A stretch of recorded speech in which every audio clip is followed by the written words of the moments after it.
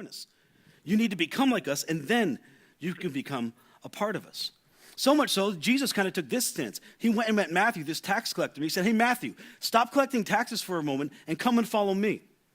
Well, Jesus, where are we going? Oh, I'm going to your house, and I want you to invite some friends, and we're going to throw a party.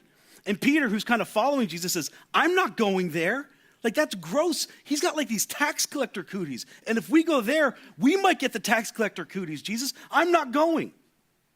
That doesn't sound like Jesus. Jesus wasn't, hey, become like us, and then you can become a part of us. He said, I'm on a mission to go and get the people that are nothing like me. You see, as a church, we kind of realized this. We were making a point. But as we kind of grew out of this church idea, we realized we weren't really making a difference.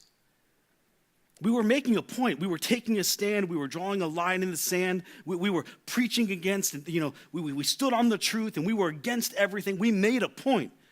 But we very, very seldomly, maybe very, very little, ever made a difference. And here's something you need to know, and if it's the only thing you get from this message, because it's so oppressively hot, I get that. Here's something you need to know, and you can just bring home with you today.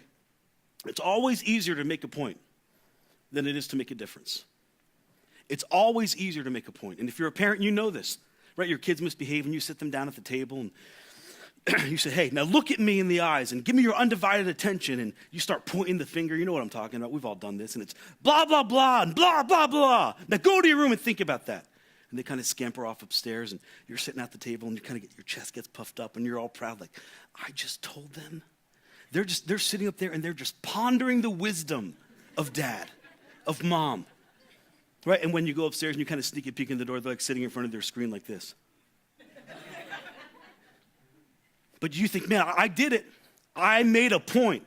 I took a stand. I stood up for what was right. I told them how it had to be. I didn't let them interrupt me. I made a point. And then we kind of wonder when our kids grow up why we never see a difference in their behavior, why they continue to behave, and they continue to act, and they continue to do things that we've kind of taught them or along the way or made points about along the way that they shouldn't be doing. It's because it's so much easier to make a point than it is to make a difference. Making a difference is hard. Making a difference takes time. Making a difference is messy. Making a point is easy. Almost anyone can make a point. You can yell and make a point.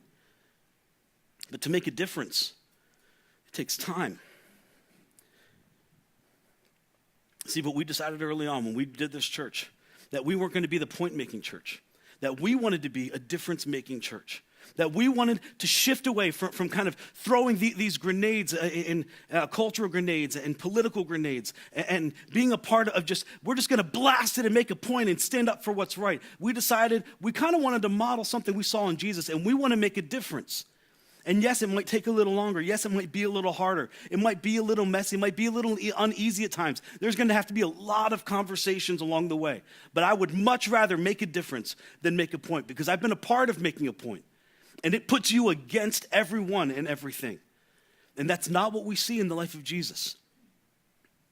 There are plenty of churches that just sit back, and they're just thrilled to lob those grenades in culture. They're just thrilled to lob those cultural and those political and those truth grenades and just sit back and watch it blow up and hurt people. I don't want to be that. I don't want to be a leader of that church. I don't want to be a part of that church. The team that started this church, they didn't want to be a part of it. My guess is if you're here, you don't want to be a part of that either. And here's the interesting thing, as we kind of look through the book of Acts, as we look through the Gospels, as we look through the stories about Paul, we see that that's not what they did at all. And then it took about 300 years after the life and the death of Jesus, after the death of Paul. It took about 300 years. And Christianity, when they started to get this thing right, this idea that we're going to talk about this morning, they completely changed the nation. It completely turned Rome around. Rome went from being a pagan nation to being a Christian nation. Christians went from being persecuted to being uplifted and to being seen as heroes of the faith, because they began to get this one thing right. See, it's way easier to make a point.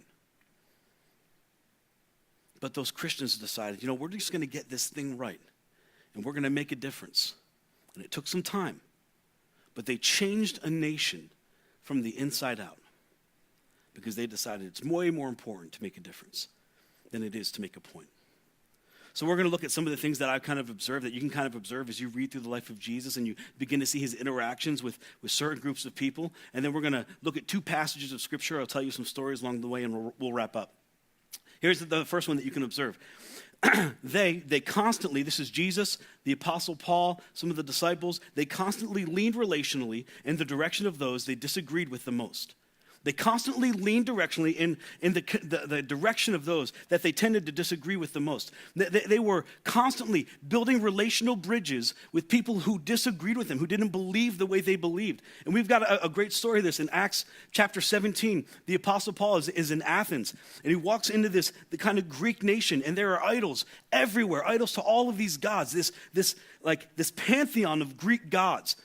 And Paul is a Jewish boy. You know, he was raised a Jewish boy, and in this Jewish culture, they didn't have images of God.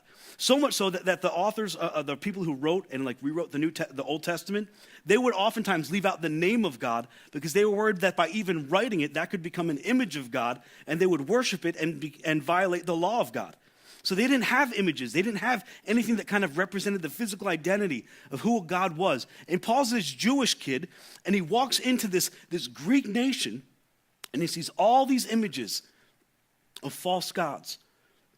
And he thinks, you know what, I'm going to preach. And what does Paul decide to preach on?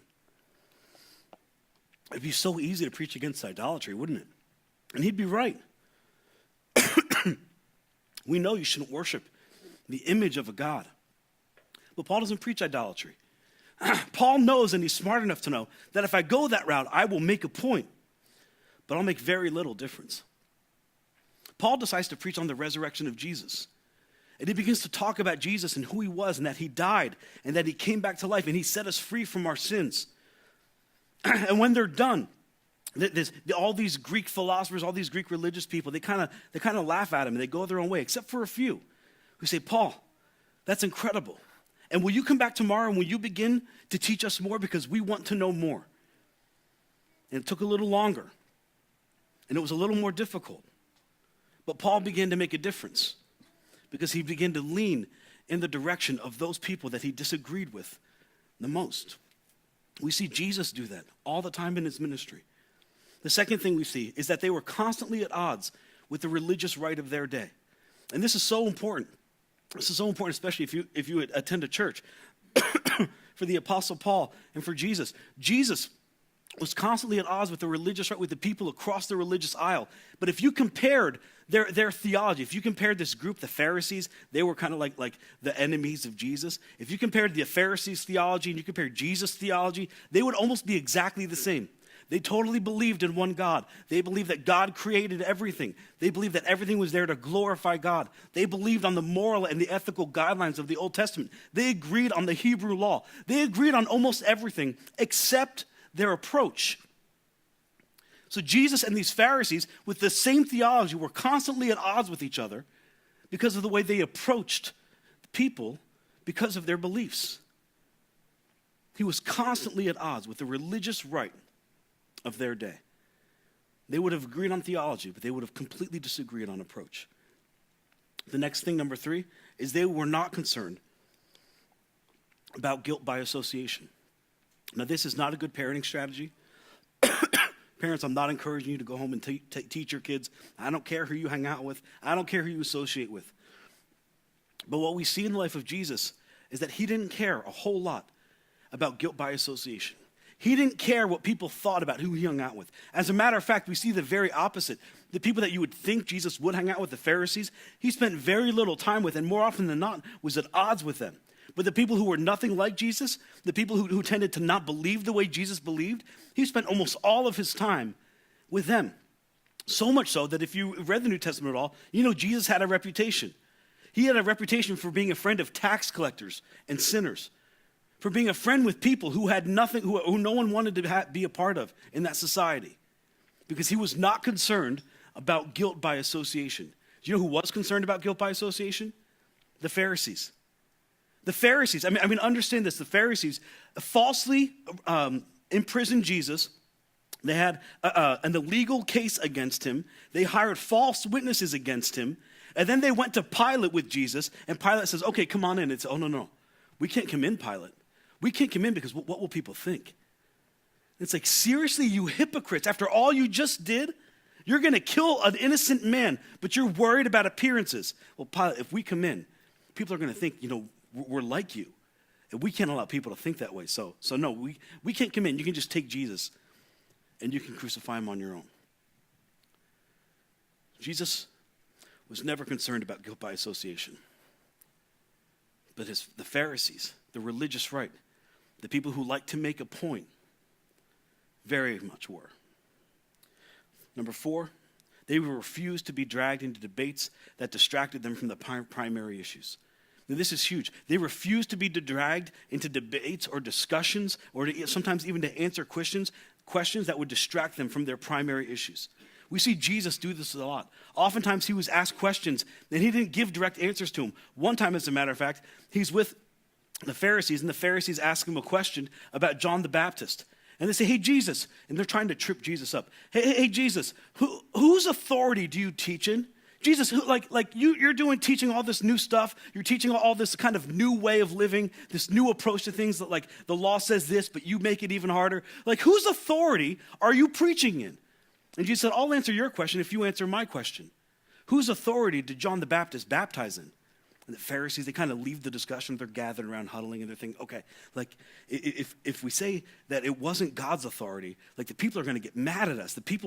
John is like this folk hero. They're going to get upset at us. But if we say it was God's authority, then Jesus is then going to ask us, well, why didn't you allow John to baptize you? So what do we do? One Pharisee actually spoke up and said, I think that if we say it wasn't by God's authority, that the people are actually going to stone us and kill us. So they talk a little more. They come back to Jesus. They say, Jesus, we don't know. And Jesus said, then neither will I tell you. And he walked his way. You see, Jesus knew there were some questions you shouldn't answer. There are some questions that you might even know the answer to. I mean, did Jesus know whose authority he was teaching in? You awake? Of course he did. He knew whose authority he was teaching in. It was his Father. But he knew some questions don't need to be answered. Some questions never deserve an answer, even if I know the answer, because of how they're asked or who's asking them or where they're being asked. Some of you need to get this point. Some questions that are being posed to you, maybe on social media or Twitter, are questions that don't deserve an answer, even if you know the right answer. Jesus never allowed himself to be dragged into debates that distracted him from primary issues. And finally, they didn't judge non-Christians for behaving like non-Christians. They didn't judge people who didn't subscribe to the Christian faith as though they had subscribed to the Christian faith. They didn't treat people that way. And now just imagine this. Jesus is the Son of God. He came to bring about this incredible gospel, this good news message. And he would spend time with tax collectors and sinners. And the Pharisees, the religious right of his day, would come to him and say, Jesus, why are you spending time with tax collectors? Are you telling us it's okay to cheat? Why are you spending so much time with sinners? Are you condoning sin? I mean, imagine being Jesus and getting that question. Like, seriously? Sin is going to kill me. Sin is going to nail my hands and feet to a cross. You're asking me if I condone sin? Absolutely not. I'm here to take sin away. I'm just bringing the message to the people that need it the most. And I wish you would do the same. They didn't judge non-Christians for behaving like non-Christians. Here's what Paul taught us. He was asked the question, what business is it for us to judge outsiders? And when he says outsiders there, that language, that's his language of describing there are people who are inside faith, who believe, who've ascribed to this faith, who have ascribed to believe, and there are people who are outside the faith, who haven't believed yet. So what business is it of us insiders to judge outsiders who haven't ascribed to that faith, to that set of rules? We would be so much better off if we just policed our own behavior. You never find that Jesus policed and judged those who weren't Christians and who hadn't decided to believe. But you do see him come against often the people in the group that did believe and that said they believed and ascribed to those set of rules. Now, real quickly, we're going to look at 2 passages of Scripture. We'll go through this as quick as we can. I'm going to pick one that talks about kind of the life of Jesus and how this illustrates the point I'm making, and then one from the Apostle Paul. We're going to begin in Matthew 5. Jesus says this. He's talking now to a group of Christians. He says, you are the light of the world. And the implication here is that the world is dark and that God has put a flashlight in the world and you are that flashlight. That the world around you is completely dark and it's kind of overwhelmed with darkness, but that I have given it hope and I have given it a light. And that if you ascribe to this belief, if you're an insider, if you're a Christian, you are that light. A city on a hill cannot be hidden. And if you've ever flown in a plane at night, you know what I'm talking about. You're flying around and it's completely dark and you can barely see anything. And then you come up on a city and it illuminates everything. It can't be hidden. It just overpowers the darkness with light. A city on a hill cannot be hidden. Neither do people light a lamp and put it under a bowl. Instead, they put it on a stand so it gives light to everyone in the dark house. So people are listening to Jesus and going, okay, Jesus, let me write this down. What's that main point again? And Christians, especially Christians here who maybe even be conservative, of which I am one. Listen to how he goes on. He says, in the same way, let your light shine before others that are in the darkness, in such a way that they may see your, and I want you to say that bold word with me together, that they may see your, not your Facebook post, not your Twitter feed, not your cultural grenade that you threw out there to make a point, not you standing on a box, taking a stand, preaching what's right. He said, you can be a light in the world. You can make a difference in the world that's dark. How? By your good deeds. Not by making a billboard, but by your good deeds. You can be a light that attracts a dark world to it, just like like a light that attracts bugs at night. You can be a light that attracts people to you. Do you want to be a light? Do you want to be a light that makes a difference? He says, here's how you do it. Your good deeds. You've got to live your life in such a way that your good deeds, that they can see God through your good deeds and begin to connect the dots. And ultimately, then, they glorify your Father in heaven. Here's what he's saying. He's saying, look, you need to conduct your morality in a certain way. You need to have a better marriage. You need to have better kids. You need to be ethical. You need to say what you say and mean it. You need to stick to the truth and be honest. You need to not steal. You need to not be dishonest. You need to not be deceitful. You live your life in such a way that the people around you go, I don't know that I believe what they believe, but I really do like spending time with them. I don't know that I want to believe what they believe and maybe even go to their church, but man, I hope my daughter marries one of them someday, because when they say yes just to you in marriage, they mean it and they stick through. They honor their commitments. They tell the truth. They don't hurt other people. They're kind and they're generous and they handle their money differently and they're involved in the community differently and they talk about people differently. Like there's just something different about them. I don't know that I believe what they believe, but I really do like having them around. I wouldn't mind working for one.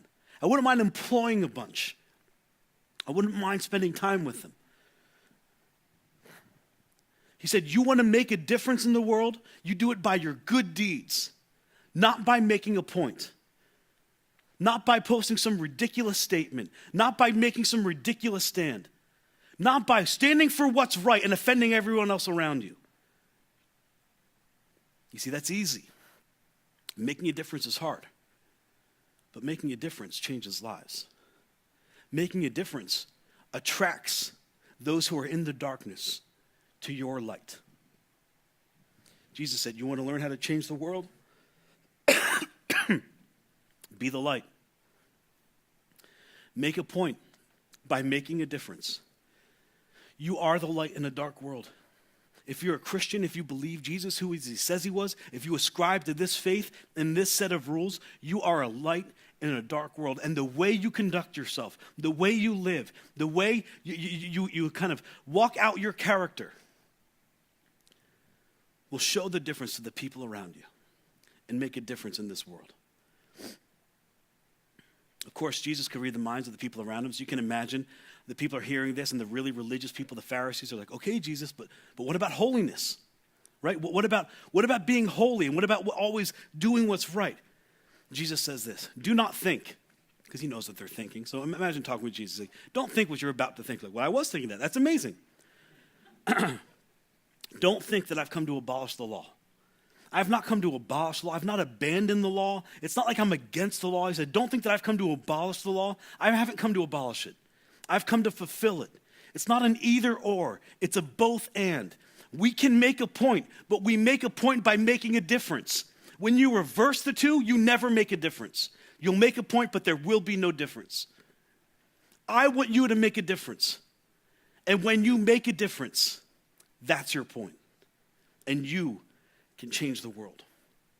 You can become a little bit attractional to where people want to know what is so different about you and what's so different about your kids and what's so different about your family, what's so different about your company and how you run things, what's so different about your employers and your employees and how you treat people. Paul says it this way, and he says this to Christians. This is in Colossians. This is one of my favorite passages of Scripture. He says, be wise. This is the Apostle Paul talking to Christians. Be wise in the way that you act towards outsiders. And that's his words again. There are those who are outside the faith and those who are inside the faith. It's not like good versus bad. This isn't good people and bad people. This is those who ascribe to faith and those who haven't.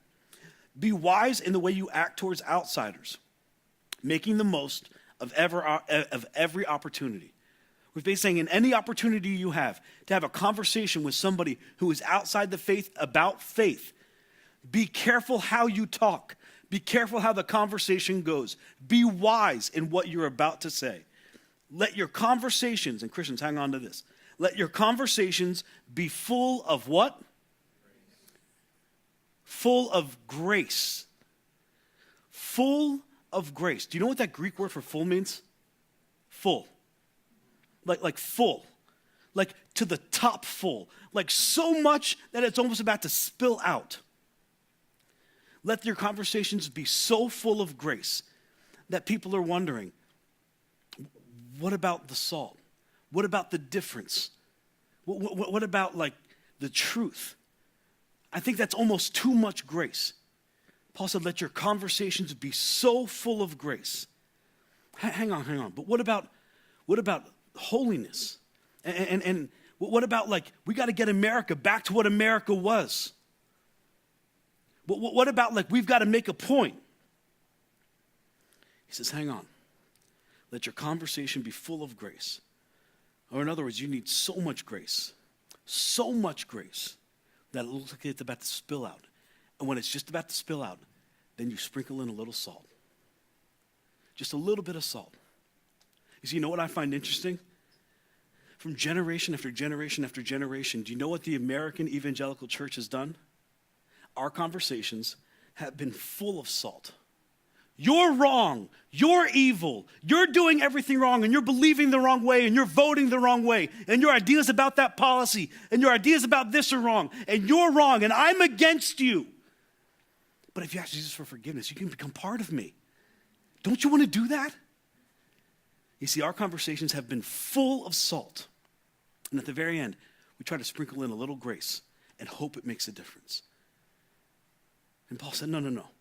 Full of grace. And then you can sprinkle in a little truth.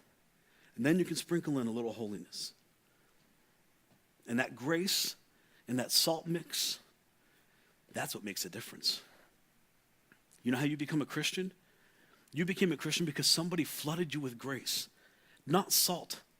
Someone saw you where they are, and they brought a message to you that was full of hope and full of love and full of life. And you said, you know what, there's something different about this. I don't believe what they believe, but I want to be like you because you live your life differently, and you act differently, and you talk differently, and you love your kids so much, and you and your wife have a great relationship. I want that. How do I get that?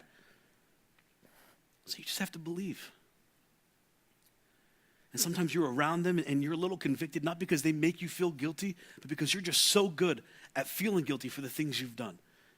And then you realized, if I just give it to Jesus, that goes away. And I've got a new start, and I've got a new life. And I know now how to love people and care for people and treat my wife and treat my employees.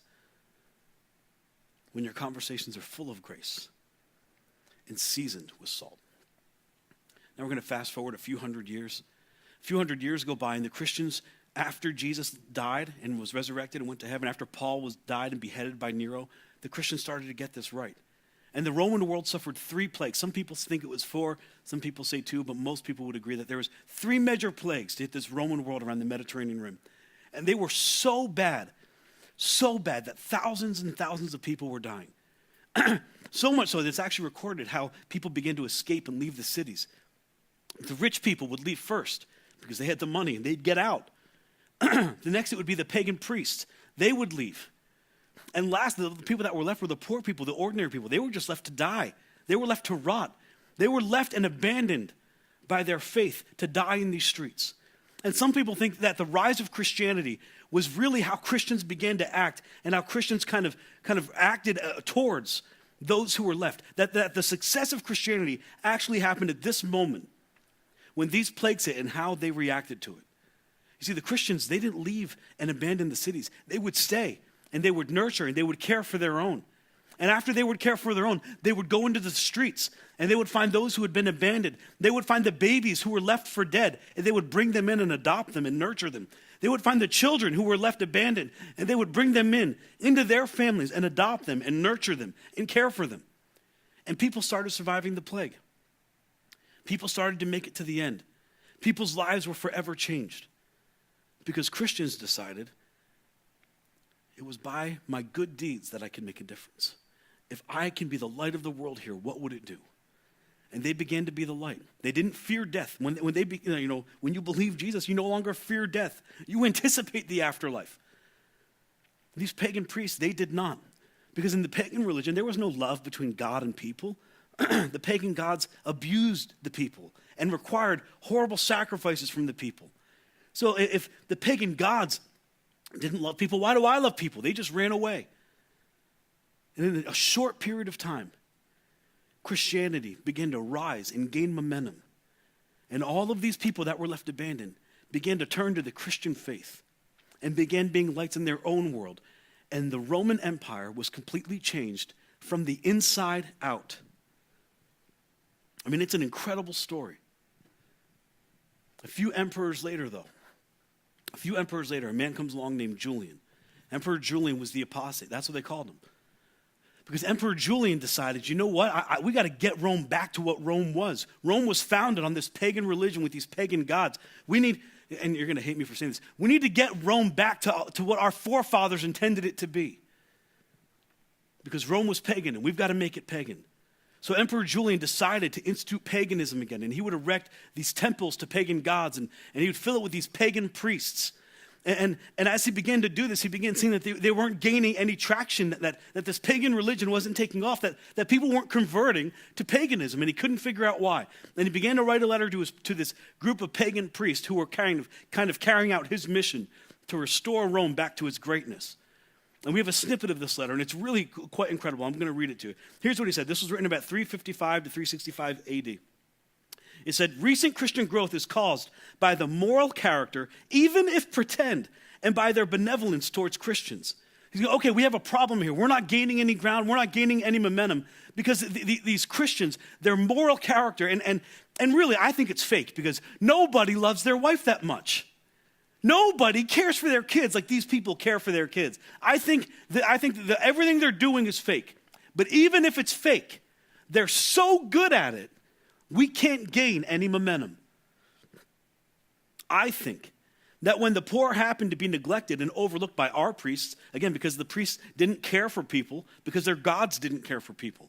So as the priests continued to neglect people and continued to neglect the poor, they weren't being cared for by their priest. But these impious Galileans, that's what they called Christians, because Jesus was Jesus of Galilee, a Galilean, so were his followers. These impious Galileans observed this and devoted themselves to benevolence. But it gets worse. The impious Galileans support not only their poor, but ours as well. And why would anyone want to convert to our pagan religion where they're not being cared for and they're not being treated kindly and there's no benevolence shown them when they can continue to be a part of this Christian religion where all they're shown is love and kindness and treated like people with dignity? We're not making a difference.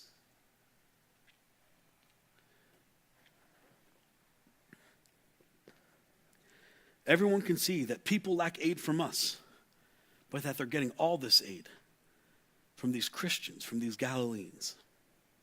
Do you know why the West was won? Do you know why Rome finally switched over to Christianity? It wasn't because of preaching. And I like preaching. It's what I do. I look forward to this every time I get a chance to.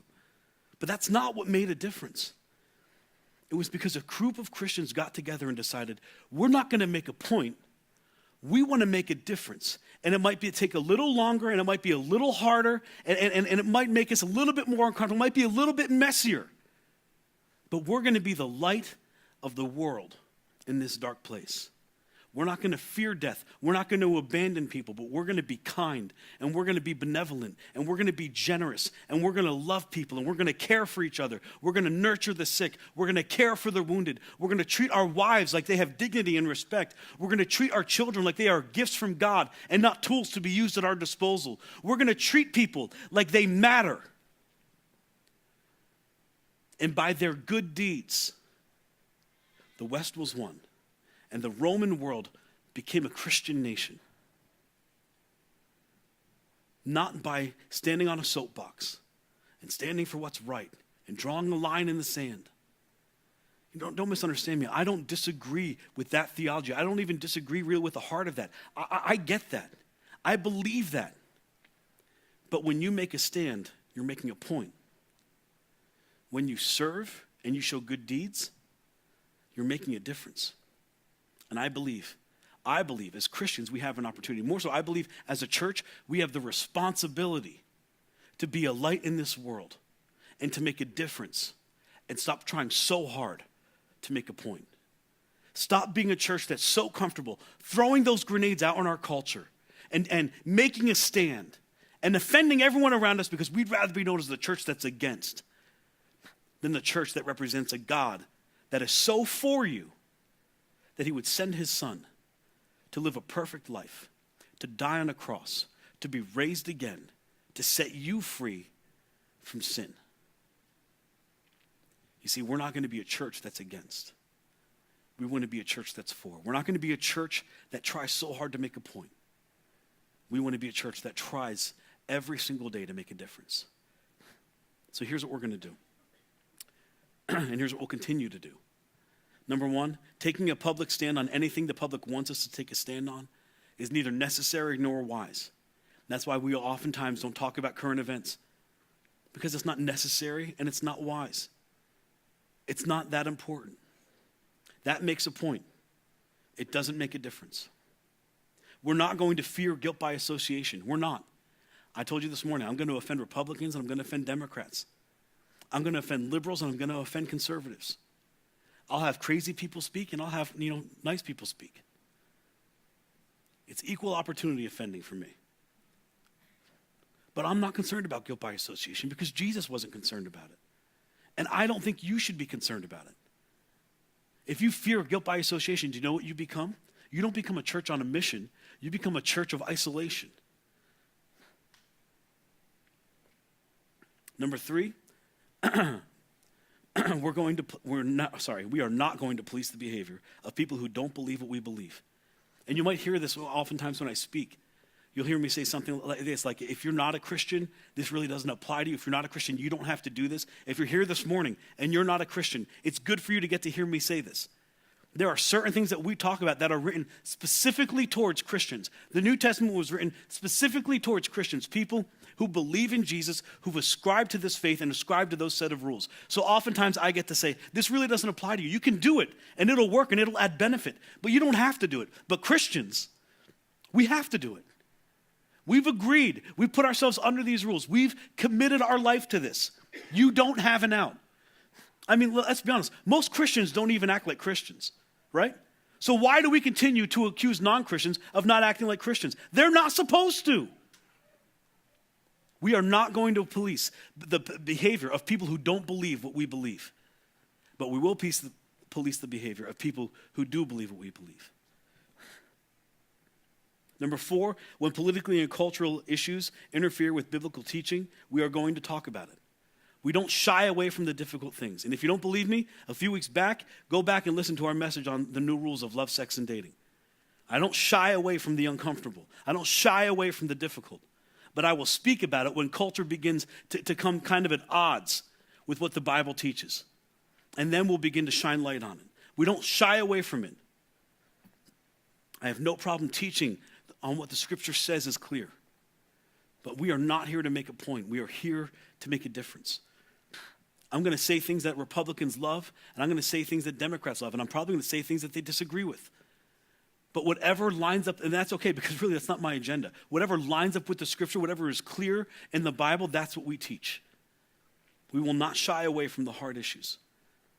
But we will do our best, regardless of what culture says, to teach what the Bible teaches. The last thing is we're not always going to get it right. We're not. There are times we haven't gotten it right. There are times we've made mistakes, and we might continue to make mistakes. But we will do our best, and with your support and your help, we will continue to do our best to teach what the Bible teaches, to make a difference instead of making a point, to never police those whose behavior doesn't align with our own behavior because they haven't agreed to the same set of values that we've agreed to. We won't always get it right, but we will do our best. You've heard me say this before. As a church, we run to the mess. We don't avoid it. We don't run away from it. We run to the mess. When we see people that are hurting, when we see people that are in need, that is what we are here to do, to help and to nurture and to care for. As a church, we will continue to run to the mess because it's the mission God gave us. As a matter of fact, we have people that sometimes email, like, what's your policy on this? Or what do you guys, what do you, like, what's your stand on this? Have you ever written anything down? I'll let you know this. Our only policy is that we have no policies. We don't. So oftentimes we get asked questions in email, and instead of sending back a policy, because that's easy, and that just makes a point, we often get an email that sends back, says, hey, why don't you come and have a cup of coffee? Why don't you come and let's have a conversation and let's talk? And that's messier, and it takes longer, and it's a little bit more uncomfortable. But it's way more relational, and it builds bridges with people rather than burning them down. And we would rather build those bridges than isolate ourselves away and say, hey, we're here to make a point. When really we believe with all our hearts, we're simply here to make a difference. So let me say this as we close. Thank you for allowing us to do that. Thank you for being a part of us as we do that. And let me encourage you to continue to do the same thing. To continue to be people that would say, you know what, I would rather be a light in this dark world and make a difference than I would stand on my soapbox and make a point and never, ever change anyone's life. And we don't do it to change lives. Jesus said that's like the natural byproduct. If you live this way, if you live like a light, people will be attracted to you and they'll want to know what's different about you. And then you can make a difference in their life. That's just a byproduct of being like Jesus, of being a light in this dark world. So would you do that? Would you allow us to continue to do that? Would you partner with us? And would you be a light in the world? Would you separate yourself from hate? Would you separate yourself from making a point? Would you separate yourself from all of those annoying conversations on Facebook and Instagram and any other social media platform you're on where people just spew hate to make a point? And they say, well, I'm right. It says it right here. And would you treat people a little more like Jesus did? Say, no, I'd rather make a difference. And it might take a little longer, and it might get a little dirtier.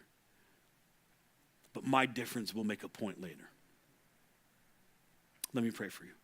Heavenly Father, I thank you for each person here, Lord. I thank you for this incredible message, God. And I know that it can be so hard for us because we hold our political beliefs so close, God. But I pray that regardless of where we stand on that issue, whether we're on the right or the left or we're somewhere in between, or maybe, God, we're just out in left field and we don't even know what we believe. I pray that we would all adopt the heart of Jesus, to be a light in a dark world, to just continue to live as Jesus had instructed us to live. And by doing so, God, we can make a difference. I pray that we would see the value in making a difference over making a point, and that we would live that way, that we would be wise in our conversations, that we would be full of grace with just a season of salt. I pray that you'd give us wisdom on how to do this and the courage to do it, God, even when it's challenging. And I thank you for finally sending us summer and this awesome heat. And I pray that this week of July 4th would be an incredible time, God, for us to spend with our families and hopefully cool off in some body of water somewhere. In Jesus' name, amen.